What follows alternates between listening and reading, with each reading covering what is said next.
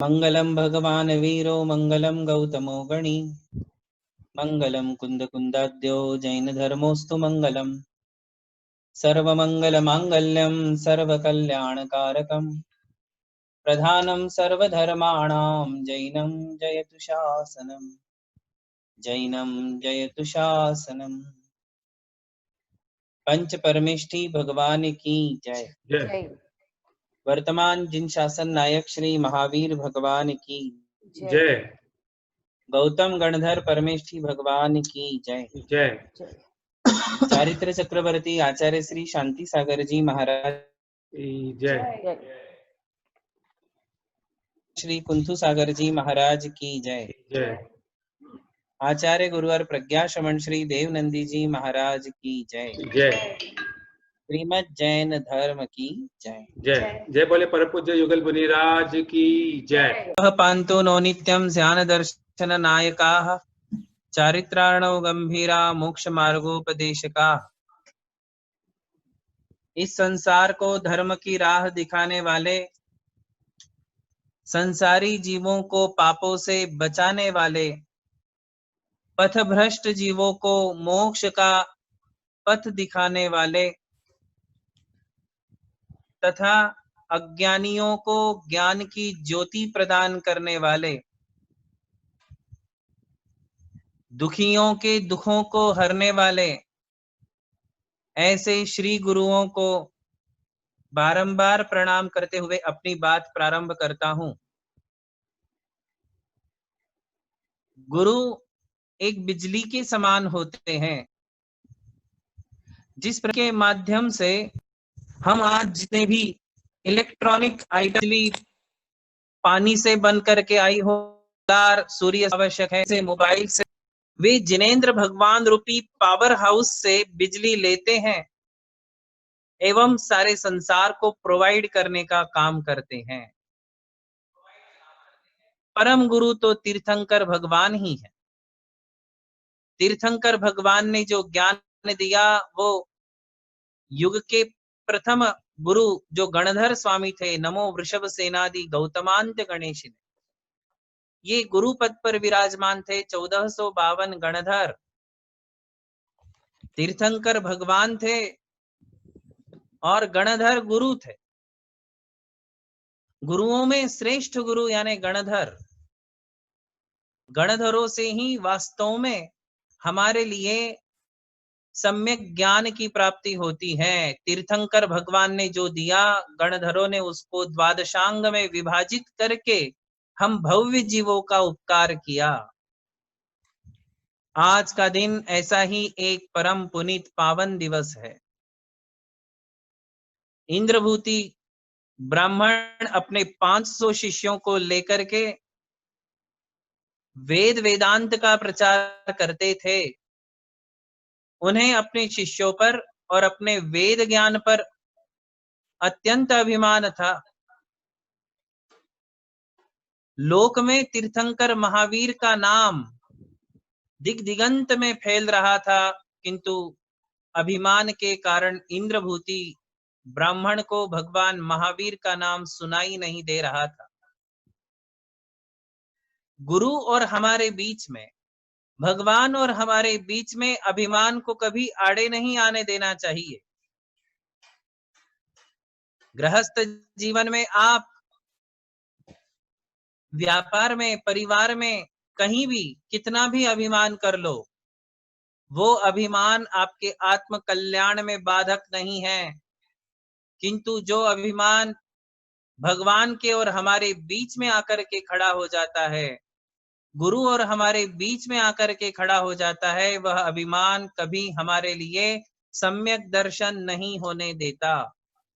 वह अभिमान जिसके कारण हम गुरु का, भगवान का, धर्मात्माओं का तिरस्कार करते हैं, उस अभिमान के कारण हम मोक्ष मार्ग की पहली सीढ़ी भी नहीं चढ़ पाते हैं।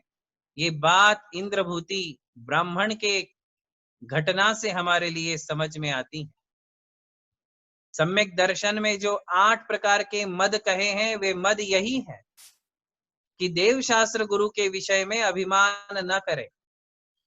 इंद्रभूति ब्राह्मण को समूह शरण में लाने के लिए एक योजना बनाई गई और उस योजना के तहत सौधर्म इंद्र ने इंद्रभूति ब्राह्मण के लिए समूह शरण में आने के लिए तैयार कर लिया। वे जब आए भगवान महावीर के पास, उनके सानिध्य में, उनके दिव्य सानिध्य में आकर के वो एक चमत्कार हुआ, अहंकार का गलन हुआ, आत्मा शांत हो गई, उपशम भाव को प्राप्त हो गई। मोक्ष मार्ग के लिए जिसकी आवश्यकता है, ऐसी विशुद्धि इंद्रभूति ब्राह्मण के लिए मानस स्तंभ के दर्शन करते ही प्राप्त हो गई। और जैसे ही भगवान के दर्शन किए, जयति भगवान हेमाम भोज प्रचार विजृंभिता, ये वाक्य उन इंद्रभूति ब्राह्मण के मुख से निकले और सारा घटनाक्रम ही बदल गया। दीक्षा को प्राप्त हो गए और दीक्षा के पश्चात वहां उपस्थित सभी जितने भी मुनि आचार्य गणधर, मुनि आचार्य शिक्षक आदि उपस्थित थे, उन सबके गुरु बन गए। ऐसी प्रतिभा के धनी वर्तमान जिन शासन में हमारे जो प्रथम गुरु वो गौतम गणधर ही कहलाएंगे। तीर्थंकर तो भगवान थे, उनकी जो वाणी खिरी वह जिनवाणी, देव शास्त्र गुरु तो भगवान महावीर ये देव हुए, उनकी जो दिव्य ध्वनि खिरी वह जिनवाणी हुई, शास्त्र हुआ। और गणधरों ने जो पद संभाला, गौतम गणधर ये हमारे गुरु हुए।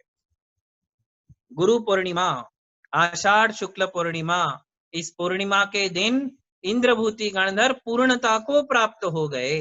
गणधर जो है हमारे गुरु बन जाते हैं, तो गौतम गणधर हमारे गुरु हुए। गुरु हमारे लिए जो ज्ञान देते हैं, शिक्षा देते हैं, उसे विनय पूर्वक हमें ग्रहण कर लेना चाहिए।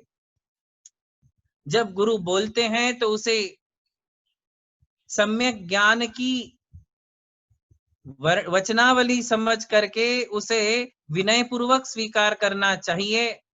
यदि विनय हमारे जीवन में है तो हम सब कुछ प्राप्त कर सकते हैं। यदि अभिमान हमारे जीवन में है तो हम गुरु की कृपा भी प्राप्त नहीं कर पाते हैं। गुरु दर्शन को चालिए तजमाया अभिमान। गुरु के पास जाने के लिए इन दो बातों को अवश्य छोड़ देना चाहिए। एक तो है मायाचारी, गुरु के साथ ना करे, छल कपट गुरुओं के साथ ना करे, अभिमान और अहंकार गुरुओं के साथ ना करे। गुरुओं के पास जाते समय हम इन दो बातों को अवश्य छोड़ दे। छल कपट और मान, गर्व, घमंड, ये छोड़ देने पर ही हमारे लिए गुरुओं की वाणी भी समझ में आती है, गुरुओं का स्वरूप भी समझ में आता है और हम भी शिष्यता को प्राप्त हो जाते हैं। गणधर भगवान पहले शिष्य बनते हैं फिर गुरु बनते हैं। देखिए आप, ये भी एक क्रम है। गौतम स्वामी पहले शिष्य बने, उसके बाद गुरु बने। जो शिष्य नहीं बनेगा वो कभी गुरु नहीं बन सकता है। एक अच्छा योग्य शिष्य ही एक अच्छा योग्य गुरु बन सकता है। गुरु बनने के लिए शिष्य बनना अत्यंत आवश्यक है। ये बात हमारे लिए गणधरों के जीवनी से समझ में आती है। गुरु ठीक उसी प्रकार है जैसे एक गाड़ी का ड्राइवर। रास्ता कितना भी साफ सुथरा हो, रास्ता कितना भी चौड़ा हो, यदि रास्ते पर कोई कंकर नहीं है, खड्डे नहीं है, बिल्कुल स्मूथ रास्ता होने के बावजूद यदि ड्राइवर अच्छा नहीं है, तो यदि उस गाड़ी में 40-50 पैसेंजर बैठे हैं और ड्राइवर यदि शराब पिया हुआ है, ड्राइवर यदि चंचल मन वाला है, ड्राइवर यदि उद्विग्न मानस चित्त वाला है, यदि ड्राइवर ही टेंशन या में डिप्रेशन में होगा, तो फिर निश्चित ही वो एक्सीडेंट करवा के रहेगा और अपने साथ साथ सारे पैसेंजर्स को भी मौत के घाट उतार देता है।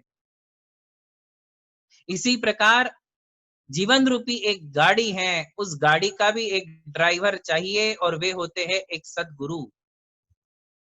एक अच्छे गुरु, एक योग्य गुरु, एक अच्छा ड्राइवर जिस प्रकार यात्रियों को अपनी मंजिल तक पहुंचा देता है, एक निर्ग्रंथ गुरु, एक अच्छे गुरु का अर्थ है निर्ग्रंथ गुरु, सम्यक दृष्टि गुरु, जिन शासन में विहार करने वाले गुरु ही वास्तव में भव्य जीवों को गंतव्य स्थान तक पहुंचा देते हैं, उनके आत्म कल्याण में सहकारी बन जाते हैं। इसलिए पूर्व में ऐसा कहते थे कि पानी पीजे छान कर और गुरु कीजे जान कर।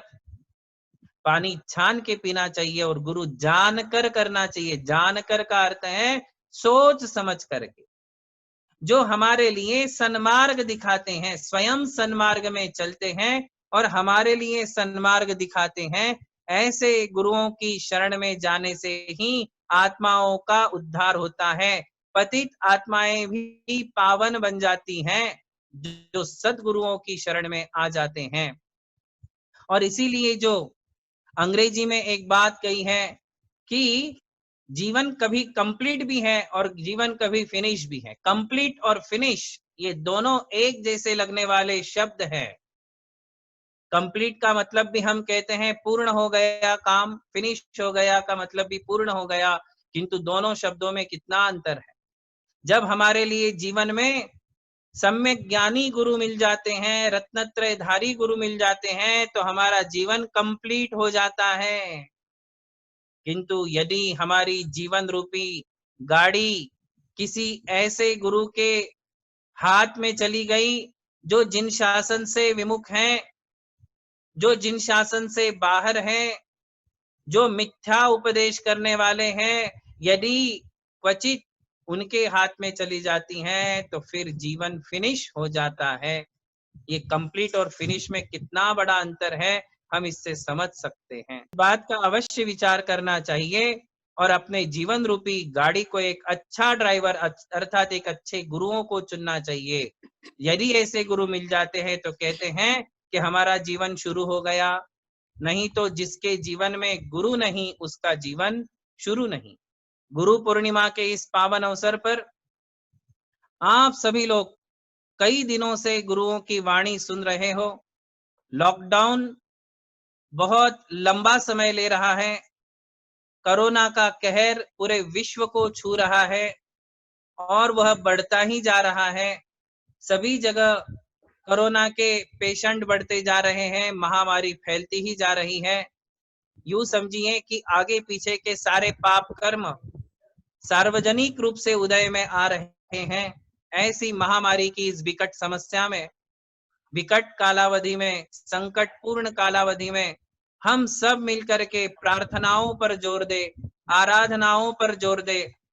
हम शारीरिक रूप से ना मंदिर जा पाएंगे, ना गुरुओं के पास जा पाएंगे, ना तीर्थ यात्रा कर पाएंगे, ना अभिषेक पूजा और आहार आदि कर पाएंगे, किंतु फिर भी ऐसे समय में हम घर पे रहते हुए सभी मुनियों के स्वास्थ्य की कामना करें। सबसे पहले त्यागियों के लिए आचार्य, उपाध्याय, साधु, आरिका माताएं, त्यागीगण, इन लोगों के लिए किसी भी तरह से यह कोरोना की बीमारी ना स्पर्श करे, ऐसी मंगल भावना प्रतिदिन अपने घर में रह कर के भाए। क्योंकि साधुओं को ऐसी महामारी की बीमारी होना एक अनिष्ट की सूचना हो जाती है और फिर उनका इलाज आदि कराना बड़ा भारी पड़ता है। इसलिए सभी साधुओं को स्वास्थ्य की प्राप्ति हो। देश में जितने भी दिगंबर, जैन, त्यागी गण उपस्थित हैं, उन सबके लिए हम मंगल भावना करें। वैसे तो प्राणी मात्र के लिए मंगल भावना करें, मनुष्य मात्र के लिए मंगल भावना करें कि किसी को ये बीमारी स्पर्श ना करे। और ऐसे समय में हम केवल कामना कर सकते हैं, प्रार्थना कर सकते हैं, अपने भावनाओं का जोर लगा सकते हैं, जिनेंद्र प्रभु की खूब आराधना कर सकते हैं। आप इस लॉकडाउन के इस पीरियड में देव शास्त्र गुरुओं के साथ तन मन और खास करके भक्ति पूर्वक जोड़े और जुड़ते हुए संसार के शांति की कामना करे, महामारी की शांति की मंगल कामना करे तथा गुरुओं की वाणी को सुने जो आपके लिए प्राप्त हो रही है घर में बैठे बैठे। आज देश भर में गुरुओं की वाणी खिर रही है, घर घर में गूंज रही है। आप सभी लोग गुरुओं की वाणी को सुनते रहे, विद्वानों की वाणी को सुनते रहे, अपने सम्यक ज्ञान में वृद्धि करें। ये समय है, ये एक समय हमारे लिए मिला है। हम यह अनुभव करते थे कि मेरे पास समय ही नहीं है, मैं करना तो सब चाहता हूँ, भक्ति, पूजा, आराधना, स्वाध्याय सब करना चाहता हूँ, समय नहीं है।